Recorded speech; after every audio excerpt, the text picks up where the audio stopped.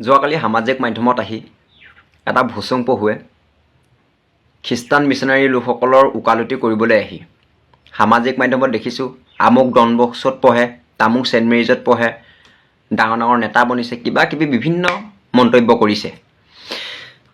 বিভিন্নজনৰ নাম ল'লোঁ, তাৰে মাজৰ এজনক বুটলি আমি এই কথাখিনি আগবঢ়াইছোঁ আপোনালোকলৈ। অসমৰ মুখ্যমন্ত্ৰী হিমন্ত বিশ্ব শৰ্মা ডাঙৰীয়াৰ পত্নী ৰিণিকী ভূঞা শৰ্মা ডাঙৰীয়ানীৰ কথা বিভিন্ন সময়ত খ্ৰীষ্টান লোকসকলে সামাজিক মাধ্যমত আগবঢ়াই আছে। বিভিন্ন সময়ত তেওঁৰ নামটো উদ্দেশ্য কৰি সামাজিক মাধ্যমত ভিডিঅ' বনাই আছে যে ৰিণিকী ভূঞা শৰ্মা ডাঙৰীয়ানী ছেইণ্ট মেৰিজ স্কুলত পঢ়ি আহিছে, তেওঁ প্ৰাক্তন ছাত্ৰী। এতিয়া কথাটো হৈছে, ৰিণিকী ভূঞা শৰ্মা ডাঙৰীয়ানী ছেইণ্ট মেৰিজত পঢ়িছে, ঠিক আছে। অসমৰ অসমীয়া এজনী বোৱাৰীয়ে শিৰত সেন্দুৰকণ স্বামীজন জীয়াই থকাৰ অৱস্থাত লয় নে নলয়, এইটো প্ৰশ্ন অসমৰ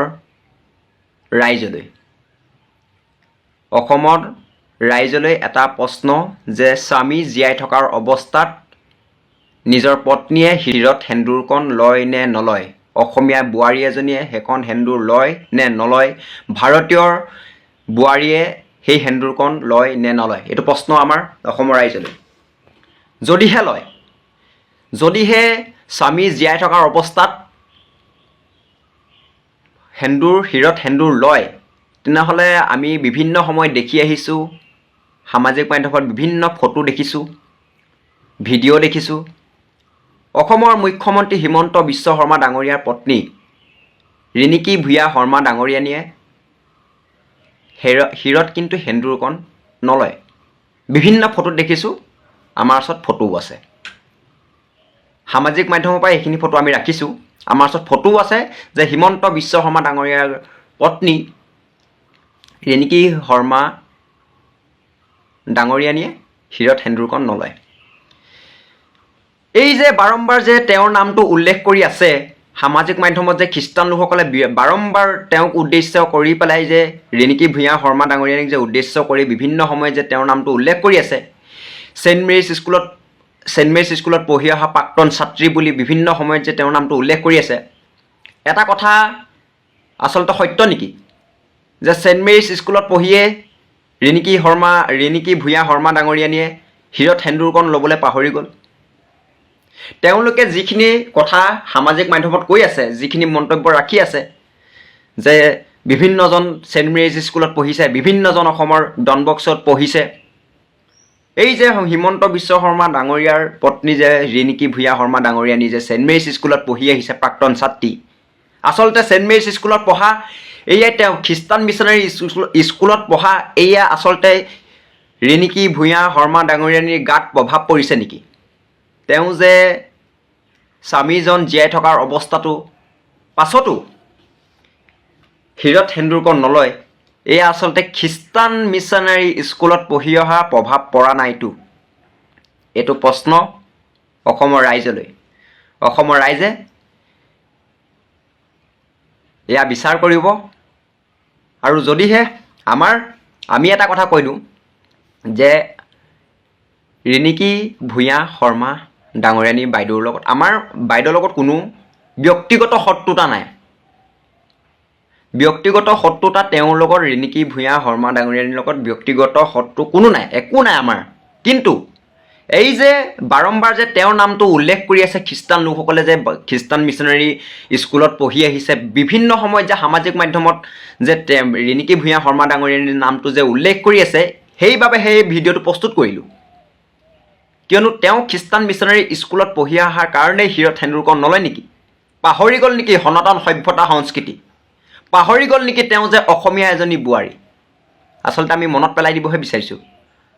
আমি আপোনাক উদ্দেশ্যি কোনো শত্ৰুতা কৰিব আমাৰ নাই, কোনো ব্যক্তিগত শত্ৰুতা নাই, কিন্তু আপোনাক এইখিনি কথা আমি মনতহে পেলাই দিব বিচাৰিছোঁ। আপুনি যে এগৰাকী অসমীয়া বোৱাৰী, আচলতে এয়া ছেইণ্ট মেৰিজ স্কুলত পঢ়া, এয়া ডনবস্কত পঢ়া, এয়া আচলতে অসমীয়াৰ গাত ভাৰতীয় সভ্যতা সংস্কৃতিৰ গাত প্ৰভাৱ পৰিছে, ছেইণ্ট মেৰিজত পঢ়া প্ৰভাৱ পৰিছে, ডন বস্কত পঢ়া প্ৰভাৱ পৰিছে।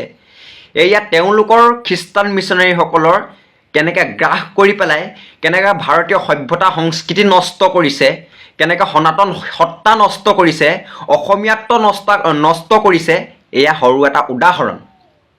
আৰু সেইকাৰণেই মাটি বাৰী সম্পত্তিৰ কাৰণে ইমান লোভ নেকি নাজানো বাৰু, হয়নে নহয়। আমি আৰু সৰু ল'ৰাহে, জানিবলৈ মন যায় খ্ৰীষ্টান মিছনাৰী স্কুলত পঢ়িলে মাটি বাৰী সম্পত্তিৰ ওপৰত ইমান লোভ হয় নেকি। যদি লোভ নহয় আমি নাজানো, আমি সৰু ল'ৰা, আমাক এইখিনি কথা বুজাই দিব, যিহেতু আমি বুজি পোৱা নাই। কিন্তু এই যে বাৰম্বাৰ নামটো উল্লেখ কৰি আছে, সেইবাবে সেই কথাখিনি ক'বলগীয়া হৈছে।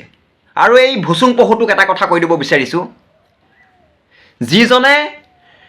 যি মানুহে অসমত থাকি ভাৰতত থাকি শংকৰদেৱ গুৰুজনাক চিনি নাপায়, অসমত থাকি লাচিত বৰফুকন কোন চিনি নাপায়, ভূপেন হাজৰিকা কোন চিনি নাপায়, তেনেকুৱা মানুহক কিন্তু অসমতো স্থান নাই। সেইটো কথা আমি স্পষ্টকৈ কৈ দিব বিচাৰিছোঁ। আৰু কিছুমান চালে বেৰে কোবোৱা কথা কৈ মূল বিষয়টোৰ পৰা হাত সাৰি কিছুমান চালে বেৰে কোবোৱা কথা নক'বলৈ আমি আহ্বান জনাইছোঁ। আপোনালোকৰ বছলৈও চিঠি পত্ৰ ইতিমধ্যে পঠিওৱা হৈছে। যেতিয়া আপোনালোকৰ বছবিলাকে ইয়াৰ উত্তৰ দিব, তেতিয়া আপোনালোকে আহি পেলাই সামাজিক মাধ্যমত বক্তব্য ৰাখিব, মন্তব্য ৰাখিব। নহ'লে এনেই ডিঙিটো এনেকৈ বেকা কৰি যিকোনো চালে বেৰে কোবোৱা কথা নক'বলৈ আমি এটা অনুৰোধ। দেখিছে নহয়, বিভিন্ন সময়ত এতিয়া অসমত প্ৰভাৱ পৰিছে, আৰু বেছি সময় নাই। ভয়ংকৰকৈ অগ্নিগিৰি যেতিয়া বিস্ফোৰণ হয়, দেখিছে নহয়, এই অগ্নিগিৰি বিস্ফোৰণ হৈছে এতিয়া অসমত এতিয়া অগ্নিগিৰি বিস্ফোৰণ হৈছে। আৰু এই বিস্ফোৰণ কিমান ডাঙৰ এটা বিস্ফোৰণ হ'ব নহয়, আপোনালোকে চাই থাকক। বহুত হ'ল ইয়াৰ ওপৰত অত্যাচাৰ, আমাৰ মানুহৰ ওপৰত বহুত অত্যাচাৰ হ'ল। আপোনালোকৰ যি চাইলেণ্ট, মানে এটা গুপ্তভাৱে আপোনালোকে মানুহক হত্যা কৰাৰ চেষ্টা কৰি আছে, এয়া গুপ্ত হত্যা, বুজি পাইছে নহয়। চাইলেণ্ট কিলাৰ, আপোনালোকে একদম বিৰাট চাইলেণ্ট কিলাৰ। এয়া আপোনালোকৰ এতিয়া সময় উকলি গ'ল। এতিয়া সময় অসমৰ ৰাইজৰ, এতিয়া অসমৰ ৰাইজে ইয়াৰ বিচাৰ কৰিব। ধন্যবাদ। জয় আই অসম।